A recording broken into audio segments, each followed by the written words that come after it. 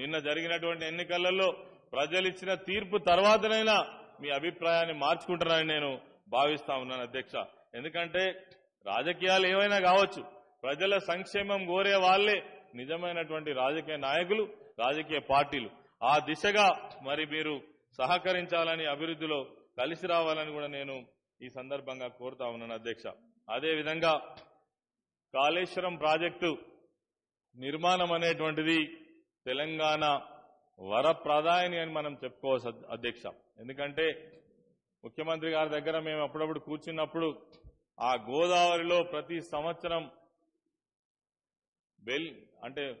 సంవత్సరం సీజన్లో వెళ్లిపోయే నీళ్ల లెక్క చెప్తా ఉంటే ఆశ్చర్యం అనిపించేది అధ్యక్ష. ఒక్కొక్క సంవత్సరం ఎంత కరువు కాటకాలున్నా, తక్కువ వర్షాలు పడ్డా 900 నుంచి 2000 ఆ పైచీలకు నీళ్లు సముద్రంలో కలిసినటువంటి ఒక్కొక్క సంవత్సరం వైజ్గా చూపిస్తే చాలా ఆశ్చర్యం కలిగేది అధ్యక్ష.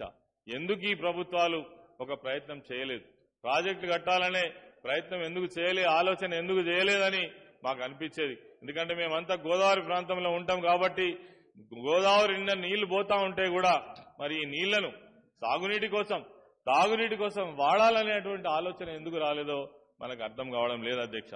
అందుకనే మరి గోదావరి పైన ఆ రోజు ఎన్ని గొడవలు చేసినా, ఎన్ని విమర్శలు చేసినా, ఈరోజు మరి కాళేశ్వరం ప్రాజెక్ట్ ఏదైతే ఉందో నిజంగా కూడా 16 జిల్లాల్లో ఉన్నటువంటి 42 లక్షల ఎకరాలకు, దాని కింద ఉన్నటువంటి రైతాంగానికి మేలు చేసేటువంటి ప్రపంచంలోనే అతిపెద్ద ప్రాజెక్టుగా పేరు పొందినటువంటి, ఇప్పటికే దేశంలో అనేక మంది ప్రముఖులు ప్రశంసించినటువంటి ఈ యొక్క ప్రాజెక్టు నిర్మాణం ఏదైతే ఉందో మరి జరగడం చాలా సంతోషం.